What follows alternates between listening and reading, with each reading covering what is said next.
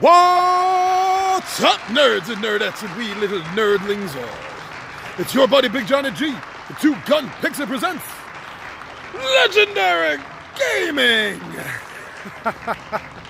What's up indeed, everyone? It's your buddy Big Johnny G, as I said, and I am here with another Midday Monologue Monday.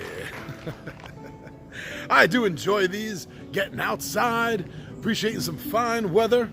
It's not too hot right now, but temperature's rising.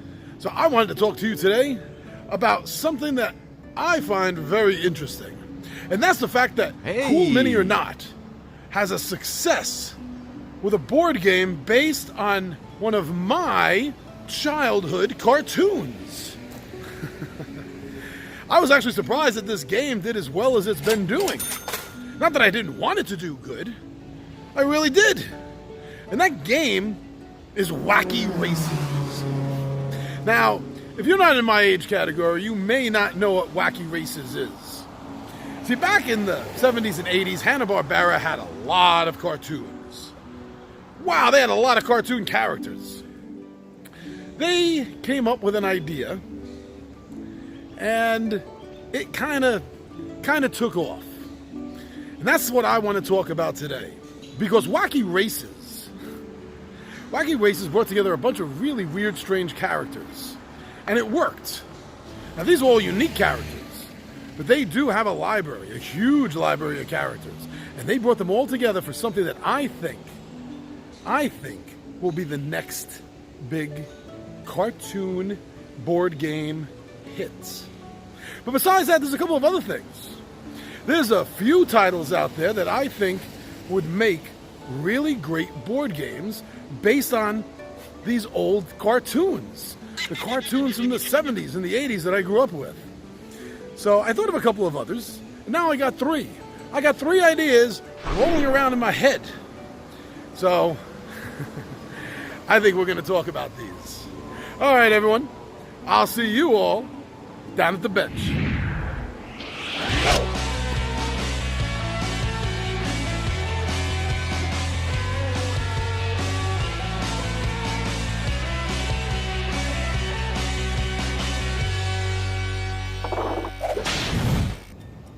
And welcome down to the bench. This is kind of cozy. I like this.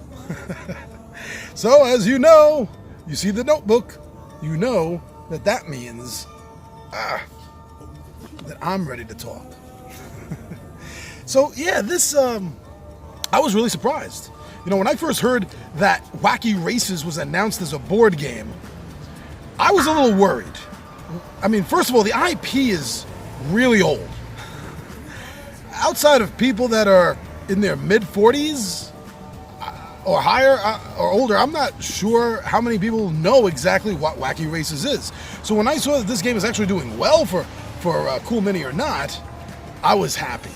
Because I loved this cartoon as a kid. The different characters, the cars, the little adventures. It was always a lot of fun.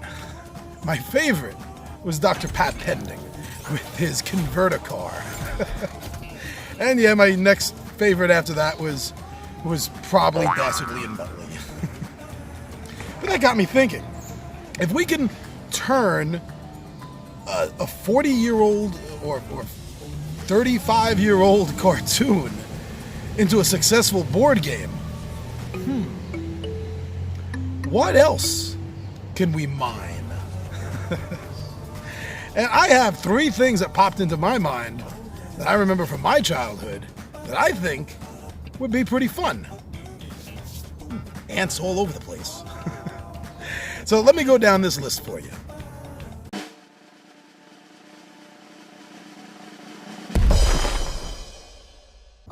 So now, the first game of this little trilogy of mine has a little bit to do with Wacky Races. Because it's a large collection. And that's Laugh Olympics. Now, Laugh Olympics kind of went an extra step than Wacky Races did. Wacky Races was pretty much all just created characters on the spot for that show.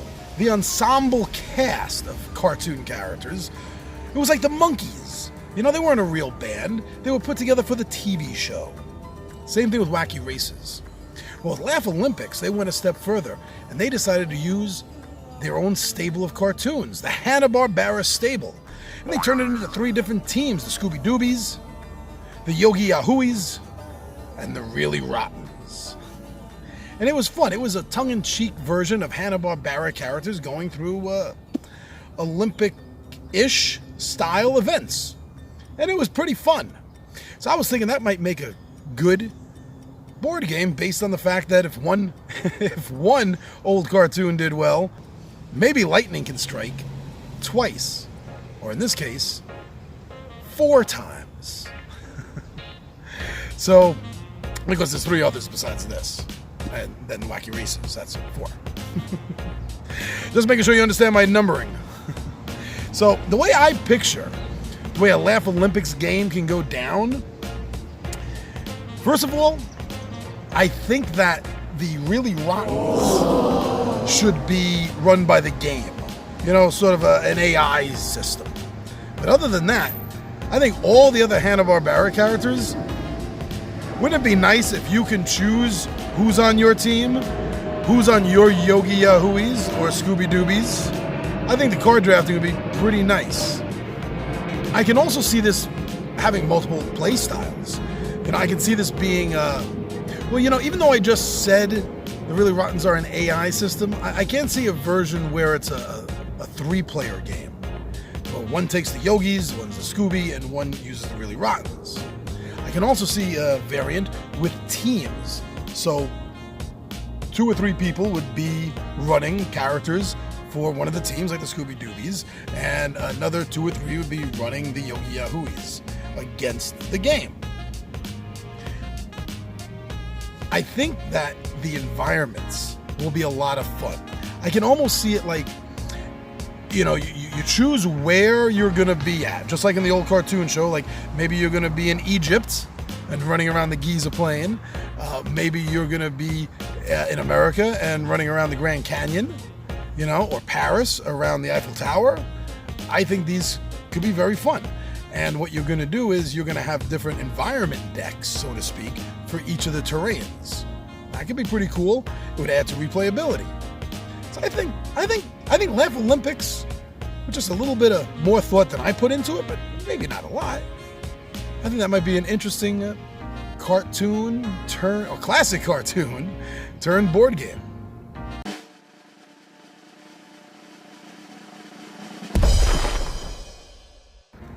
Now my next one is really close to my heart. See, when I was growing up, being a nerd, especially a Dungeons and Dragons nerd, was verboten. Oh my goodness, I mean it was war on the streets between the jocks and you. Or not even the jocks, just the idiots. When the cartoon show came out, I loved and hated it. I loved it because it gave me a Dungeons and Dragons cartoon, a D&D show. Excellent, about freaking time. But I hated it because it wasn't Dungeons and Dragons. I mean, what is this? Kids from the real world get sucked into D&D and then they meet the Dungeon Master, who's pretty much helpless all the time. A cavalier who was a coward. Okay, you know, for character's sake, I can see that being fun for the show and all, but nothing of it matched up.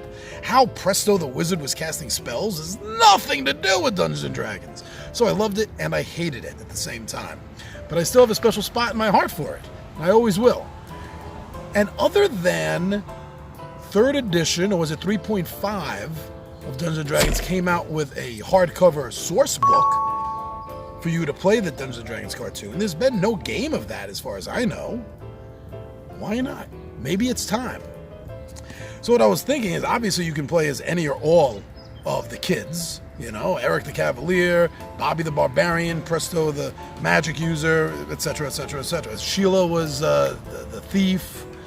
I can't remember the others. Can't remember their names. Sorry, I remember them. I just don't remember their names. Uni, the unicorn. I hated Uni. Sorry. So I'm thinking that Venger, Tiamat, Warduke, and obviously Dungeon Master are going to be run by the game. They're AI. Maybe Dungeon Master can be a deck that you get to pull and things happen sometimes. I mean, that's still not a player character. I can see this also as a combination between card drafting to build up your abilities, because even though you didn't really show a lot of it, the kids were learning as they went along, trying to help Dungeon Master out on these little quests, and hopefully they could eventually get home. So, much like Dungeons & Dragons has a leveling system, maybe to incorporate that into the cartoon show, it's a card drafting system. So after they're successful, they get to draw new cards into their own personal decks. I'm also have a feeling that this is a dice set collection game, where the different missions will need different sets of dice rolled in different patterns or numbers in order to pass them. I think that might be very interesting. Now, I also think that it should be based around a bunch of adventure cards. And of course, the core game, the adventure cards, would all come from the different episodes of the television show. But that leaves great room for expansions, because after that, I mean, how about the kids, and that's what I'm going to call them from now on, how about the kids tackle classic D&D modules for the expansions, right? Wouldn't you like to see the kids going through barrier peaks and finding laser guns, or going through Tomb of Horrors and not surviving? Because there's no way that party would survive the Tomb of Horrors. Come on, let's be real. Now, as an option, I also thought that maybe, since this is a Dungeons & Dragons game, that there could be a variant rule system where one person can act as the DM. It'd be lighthearted. I almost see it the way Fates of Madness is done, the way it's still dictated by the cards for the missions, but the player acting as the Dungeon Master gets to set up and choose what order the cards are happening in. It'd be a nice little touch, a nod to the hat. Nod to the hat. No, that's not right. A little tip of the hat, a little nod to its base. It's Dungeons & Dragons game that has a Dungeon Master. Might be pretty good.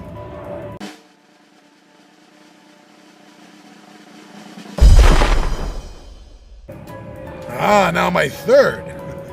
My third was a huge hit of a cartoon in the 80s. Huge. And let's face it, the only reason it was a cartoon was to sell toys.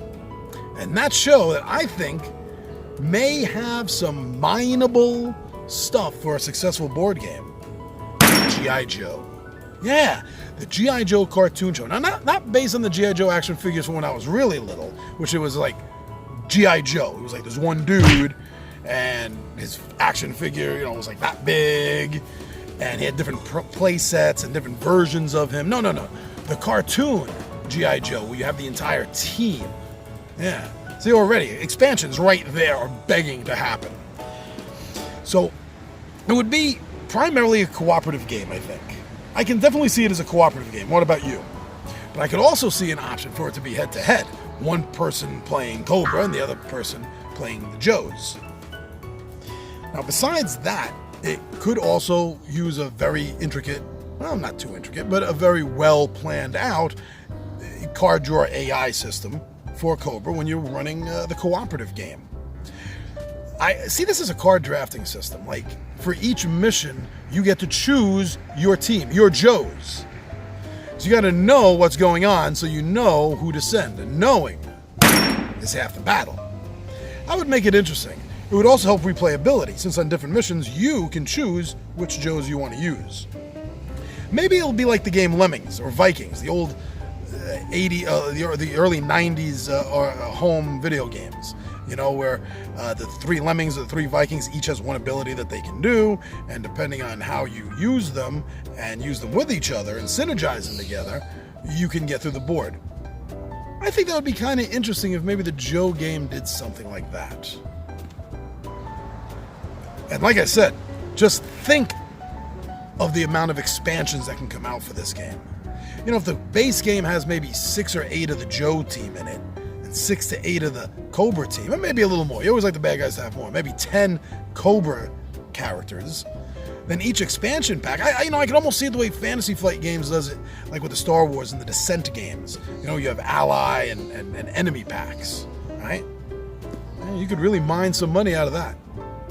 So those are the 3 ideas that I had. Those are the 3 games based on cartoons from my youth that I think can be as successful maybe more successful than Cool Mini or Not's Wacky Races. All right, so what cartoon shows do you think would make a good board game? And what would you do about it? Would you make it a card drafting game? Would you make it a dice set collection game? Would you make it a dungeon crawl style game? Let me know. There's a lot of great cartoons. Dark Water, Transformers, right? Thundercats, tons of them. What do you think would make a good board game? Well, thanks for spending a little bit of time with me, and thank you also for heading over to Two Gun Pixie on Facebook, Instagram, and Twitter, and seeing what we're doing over there. Way cool of you. Thank you so much. And also, thank you for everyone that's been going to take a look at the Two Gun Pixie Zazzle store, seeing what kind of print-on-demand things that we have over there. Designs for hats and shirts and mugs and steins and tank tops and hoodies and mouse pads and bumper stickers, buttons. Go check it out. Thank you very much. Maybe there's something you're going to see that you like. Right here on YouTube. You subscribe to our channel, you watch our videos, you comment, you like, and you share our videos. We see when you do that. Thank you very much. Sharing anyone's videos that you like, whether it's ours or another YouTuber that you enjoy watching, it's the best way. It's the greatest way that you can tell that YouTuber that you enjoy their work. It's the best way that you can say thank you to us. So keep up the great work. I'm your buddy Big Johnny G. The Two Gun Pixie presents Legendary Gaming. And my friends, I am out of here.